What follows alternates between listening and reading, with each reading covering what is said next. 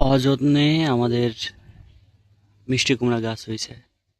তো দেখো, অযত্নে পড়ে আছে, তারপর মিষ্টি কুমড়া গাছ হয়েছে একটা, দুইটা মিষ্টি কুমড়া। ওইখানে একটা আছে, তিনটা হয়েছে। এপাশে মরিচ গাছ হয়েছে, এই গোবর রাখা। আর এখানে একটা ফুল গাছ ছিল, ফুল গাছটা মারা গেছে। তো অযত্নে গাছগুলো কিন্তু ভালোই হয়।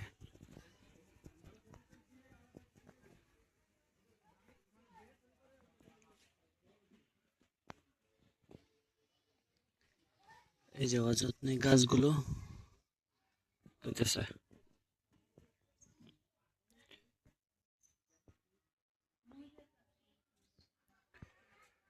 মরিচ গাছ, মিষ্টি কুমড়া গাছ। আর আজকে সকাল থেকে আকাশটা মেঘাচ্ছন্ন, কালো মেঘে ঢেকে আছে। এপাশেও বেশ কিছু গাছ হয়েছে। মরিচ গাছ ছিল এখানে, মরে গেছে কিনা জানি না।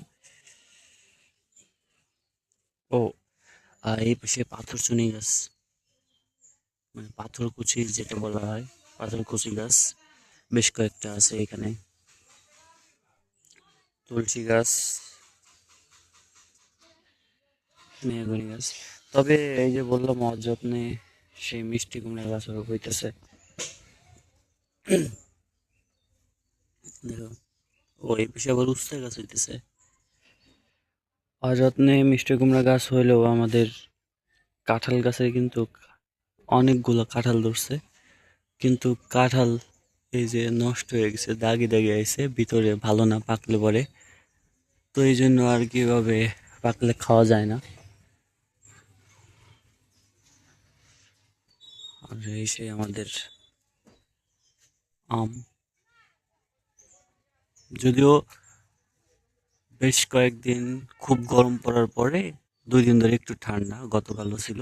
আজকেও আকাশটা মেঘাচ্ছন্ন হয়ে আছে, বৃষ্টি নামবে কিনা জানি না।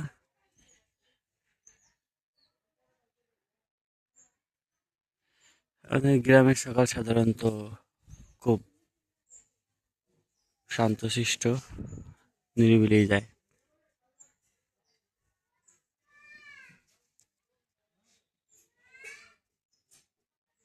এই যে আমাদের,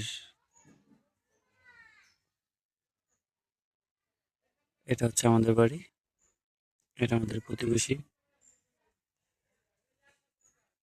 আর সবকিছু মিলে আমাদের গ্রামের সকালটা এমনই। তবে দেখো, অযত্নে গাছগুলো যতটা ভালো হয়েছে, যত্নে গাছগুলো ততটা হয়তো ভালো হয়ে ওঠে না। এই ফুল গাছটা ভালো লাগে আমার কাছে। দেখো, আকাশ কালো মেঘে ছেয়ে আছে।